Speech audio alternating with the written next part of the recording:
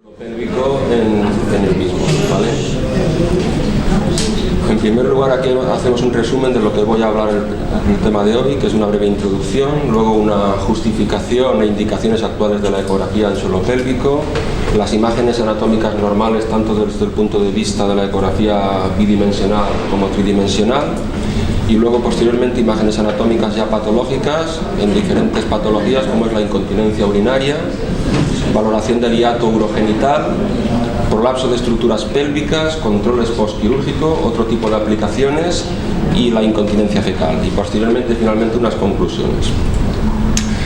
En primer lugar, cuando vemos a una paciente con una patología de suelo pélvico, ya con la exploración física podemos apreciar determinadas patologías, pero hay cosas que se nos pueden escapar y para eso la ecografía puede evidenciar defectos ocultos que nos puede hacer variar el tipo de indicación de cirugía reconstructiva a esta paciente y el pronóstico de la misma.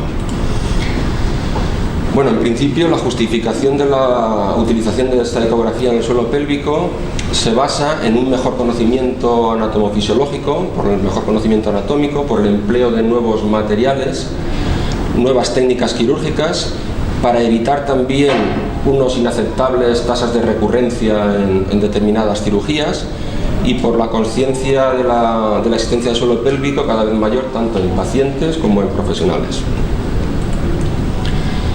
Bueno, en principio el suelo pélvico se compone de un conjunto de estructuras de tejidos blandos que se apoyan en un grupo de músculos que a su vez están unidos a una estructura ósea. Los tejidos blandos se unen entre sí y a la estructura ósea por condensaciones de tejido fascial y fibromuscular.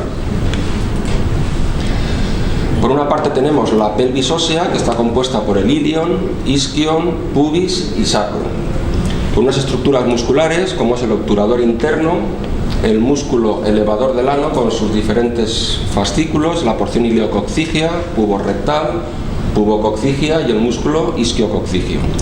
Y los tejidos blandos como es la vejiga y uretra, vagina, recto y la fascia endopélvica, una estructura conectiva de naturaleza elástica y cuya lesión puede provocar los diferentes tipos de prolapso que cuando afectan al compartimento anterior hablamos de cistocele, cuando afecta al compartimento medio hablamos de histerocele y cuando afecta al compartimento posterior hablamos de rectocele.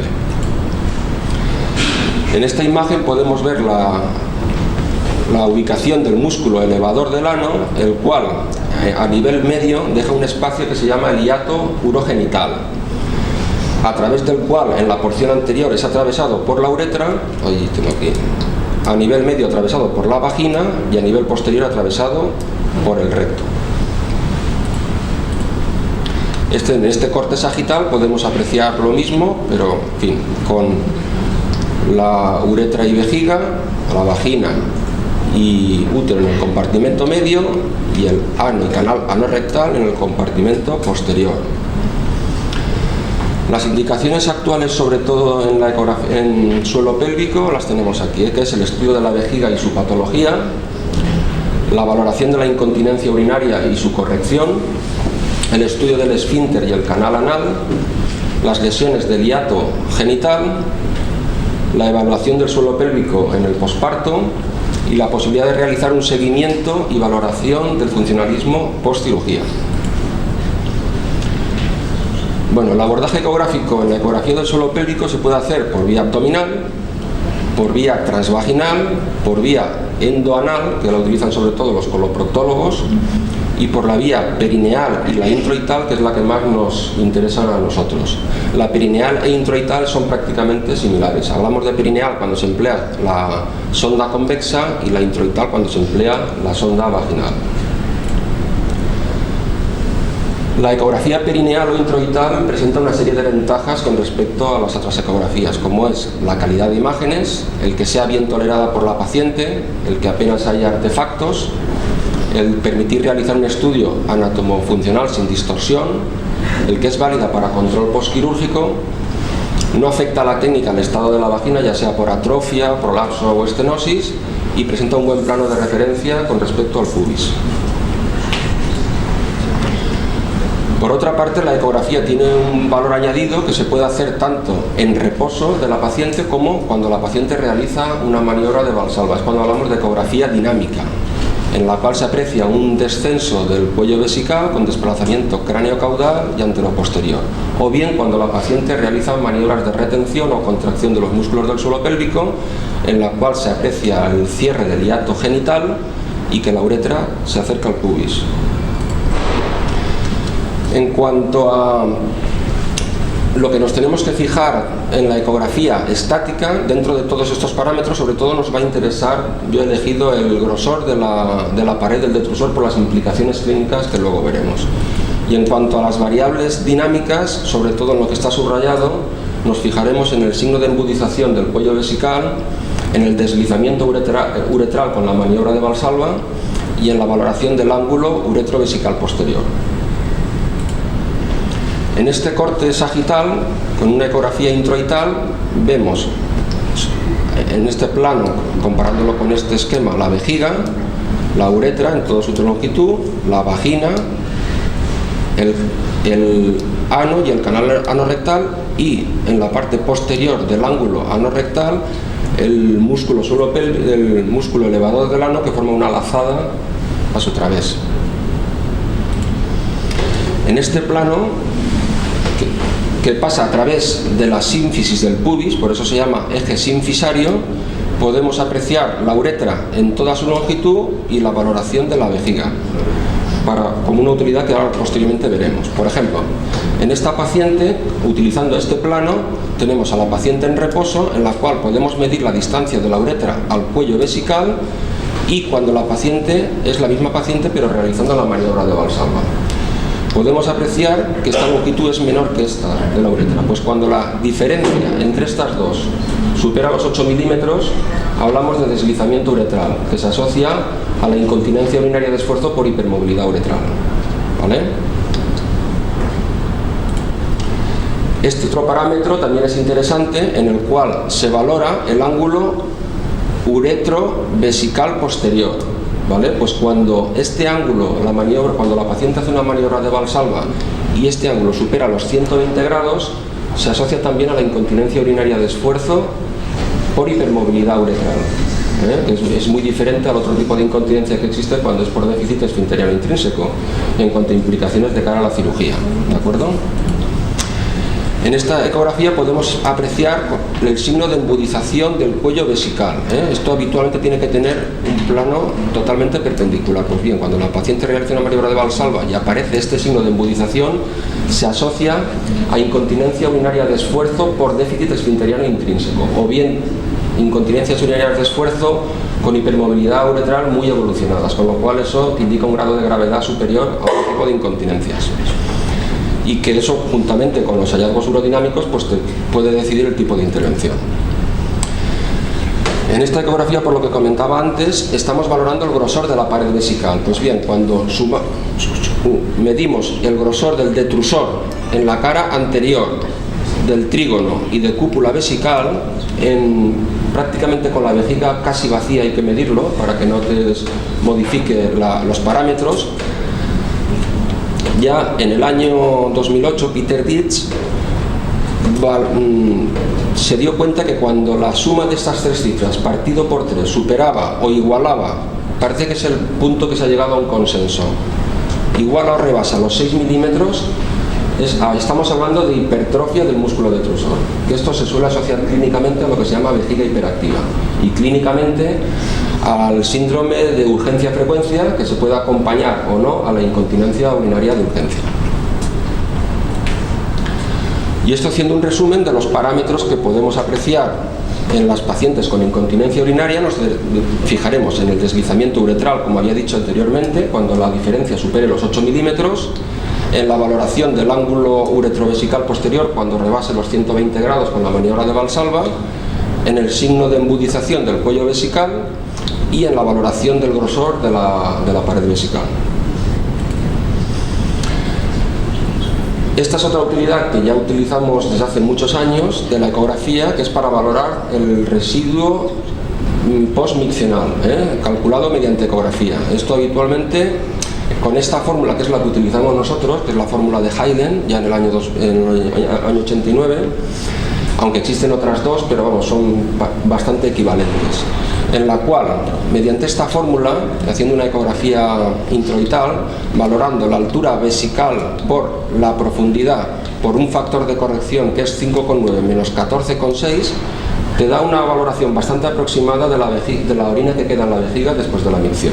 De hecho, nosotros a todas las pacientes que damos de alta después de cirugía con antiincontinencia no las sondamos como antes, sino que les hacemos una ecografía.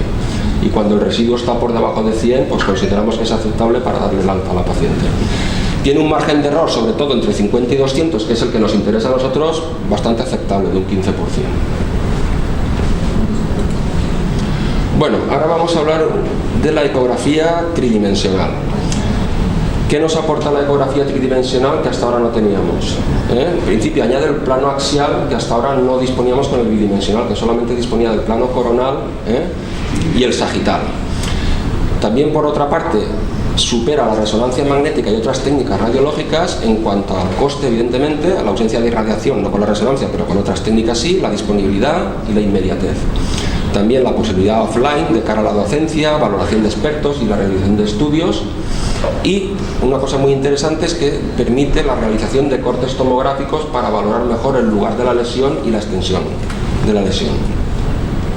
Aquí tenemos una imagen por ecografía tridimensional de una paciente de un hiato genital normal, en la cual podemos apreciar las ramas púbicas, la uretra, la vagina, el ano y los fascículos puborectales normales que forman una lazada a través del ángulo anorrectal.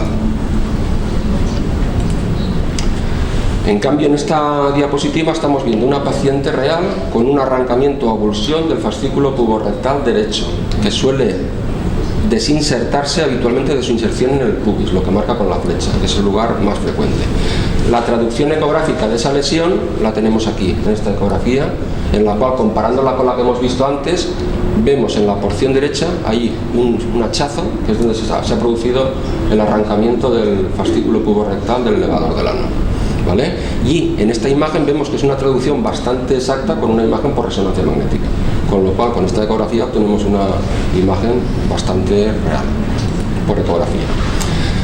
Aquí tenemos una paciente en la cual con ecografía tridimensional tenemos la posibilidad que he comentado antes de realizar cortes tomográficos que nosotros podemos elegir entre medio y 3 milímetros, con lo cual donde marca el asterisco estamos viendo la lesión por un arrancamiento del músculo puborectal y podemos ver el tipo y la extensión de la afectación de esta lesión. Este fascículo está íntegro, en cambio aquí se aprecia el defecto. En esta otra ecografía podemos ver que la avulsión o arrancamiento es bilateral, tanto en un lado como en el otro. ¿De acuerdo? Por otra parte, lo que habíamos dicho antes, la ecografía nos permite una valoración del hiato urogenital.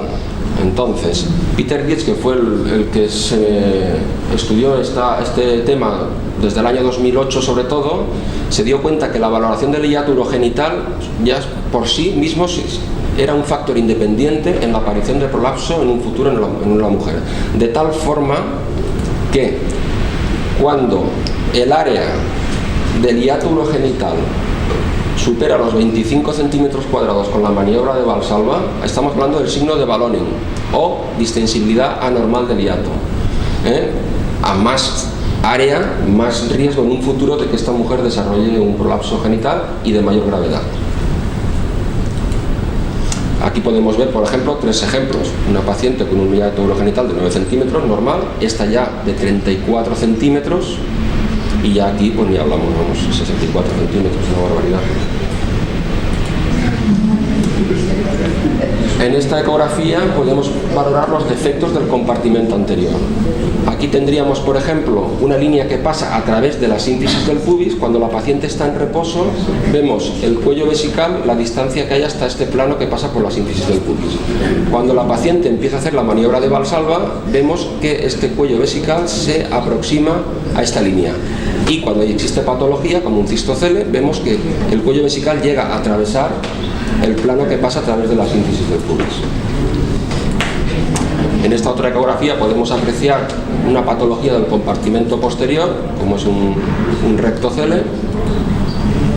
Y en esta ecografía vemos una paciente que presentaba una defecación obstructiva. Eso se ve en determinadas ocasiones en patología del compartimento posterior, cuando una paciente tiene un rectocele muy evolucionado. Podemos comparar las dos técnicas. En esta paciente vemos que en la defecografía, aquí vemos el canal anal, el recto y el rectocele. Pues bien, comparándola con la misma imagen hecha por ecografía tridimensional, vemos que la correlación de imágenes es bastante exacta, con lo cual con la clínica de la paciente y esta ecografía nos podríamos incluso evitar esta exploración, ¿vale? Otra utilidad que habíamos hablado de la ecografía tridimensional es para la valoración postquirúrgica de las pacientes que han estado sometidas a la colocación de una malla. En este caso, por ejemplo, una malla transobturatriz por incontinencia urinaria de esfuerzo, o en estas pacientes con un defecto del compartimento anterior en el cual se le ha colocado una malla anterior, o una malla posterior cuando el defecto es en el compartimento posterior. Pues bien, nos puede servir, estas son ecografías tridimensionales en una paciente en la cual tiene colocada una TVT, o sea, una malla retropúbica normal. Vemos la trayectoria de la malla, la vagina y los fascículos puborectales del elevador del ano. Y esta, por ejemplo, es otro tipo de malla que es la transobturatriz, que la colocamos nosotros aquí habitualmente, la malla de Monar. Totalmente normal también. Esto nos puede servir en pacientes en las cuales ha fallado la técnica para ver si la dirección de la malla no es la correcta o se ha producido un plegamiento o desplazamiento de la malla. En esta ecografía, por ejemplo, es una paciente con un defecto con cortes tomográficos, como ya hemos dicho antes, con una valoración por una malla posterior por defecto del compartimento posterior, correctamente colocada después de la cirugía. ¿De acuerdo? Bueno, vamos a hablar ahora de la ecografía anal, la justificación de la ecografía anal. En principio serviría para una valoración de la morfología del aparato esfinteriano, para valoración de la incontinencia fecal, valoración de abscesos y fístulas anales, valoración de cáncer de ano, prolapso rectal y otro tipo de patología anorrectal. El abordaje en este tipo de ecografía puede ser por vía endoanal, que es la que os he comentado que utilizan sobre todo los coloproctólogos, o la que se utiliza más en suelo pélvico, que es la perineal, que sería este tipo de ecografía. Aquí tenemos un breve resumen anatómico de la valoración de lo que es el esfínter anal, en la cual podemos apreciar el esfínter interno, ¿vale? Y aquí tenemos el esfínter externo, que en su tercio superior ya continúa con los fascículos puborectales del elevador del ano. Y en la parte inferior, sobre todo en este corte, que es el más demostrativo, en este corte coronal, podemos apreciar, aquí tenemos la mucosa anal, con esta imagen hiporrefringente sería el esfínter interno, y este corte que está hecho ya muy superior estaría por aquí. Estamos viendo ya los fascículos puborectales, aquí ya no se llega a ver claramente todo, bueno, un poquito el esfínter más ecorrefringente, el esfínter externo, que se continúa con los fascículos puborectales. Esta ecografía vemos una paciente con una incontinencia fecal grave, en la cual con una ecografía introital estamos viendo un grave defecto. Aquí vemos el esfínter interno, aquí vemos, hay un defecto ahí a las 12 horarias del esfínter interno y del esfínter externo. Están afectados los dos esfínteres, ¿vale? Este es un corte sagital, pero bueno, con este se aprecia yo creo que mejor con el plano coronal. Pues bueno, esta misma paciente, 6 semanas después de ser operada, vemos la integridad ya del esfínter interno, y aquí tenemos el esfínter externo, más ecorrefringente, ¿vale? ¿De acuerdo? Y esto sería ya la mucosa, su mucosa. Aquí se ve que está un poquito, esto según el plano que lo has hecho, varía un poquito la imagen, pero bueno, se ve que está más, ya se ha reconstituido todo el esfínter interno. Bueno, unas palabras de la ecografía endoanal, las imágenes que se pueden apreciar, ¿de acuerdo? Si nos damos cuenta, aquí nos aporta una visión de 360 grados con esta ecografía. Entonces, apreciamos, por una parte, más ecorrefringente la submucosa, a su alrededor más hiporrefringente el esfínter externo y más ecorrefringente el esfínter externo. Este es el interno y este es el externo. Y luego ya la grasa perianal. Con este tipo de ecografía, pues lo mismo, podemos valorar a diferentes alturas el esfínter para ver dónde puede estar la lesión, a nivel superior, a nivel medio o inferior. Por ejemplo, en esta paciente, en un corte superior, apreciamos la submucosa, el esfínter interno íntegro, normal, y la valoración, aquí ya desaparece, como decíamos, el esfínter externo y se continúa con los fascículos puborectales, que es lo que forma aquí una lazada, que es lo que estamos viendo aquí, ¿de acuerdo? Si hubiese un arrancamiento, una lesión del fascículo puborectal, pues aquí lo apreciaríamos. Aquí vemos esta imagen, pero a nivel de un corte medio. Aquí sí que se ve todo el esfínter externo a este corte, porque aquí sí que tenemos el esfínter externo. Su traducción vemos, ¿sabes? Un esfínter externo íntegro totalmente, normal. Por debajo, hiporrefringente el esfínter interno, y aquí la submucosa anal. En cambio, en esta mujer se puede apreciar un defecto entre las 9 y 10 horarias, tanto del esfínter interno como del esfínter externo, mediante ecografía anal. Esto es lo que hacen los proctólogos, pero con la otra ecografía perineal también se ve una imagen bastante satisfactoria con la perineal. Esta es una paciente con una incontinencia fecal-obstétrica por una fístula, en la cual se puede apreciar aquí los defectos de las soluciones de continuidad a este nivel, a la 1 horaria más o menos y a las 11 horarias. Por tanto, podemos decir que la ecografía anal es una exploración imprescindible en el diagnóstico de la incontinencia fecal y se considera una exploración aconsejable en el estudio del aparato esfinteriano anal en patologías del suelo pélvico.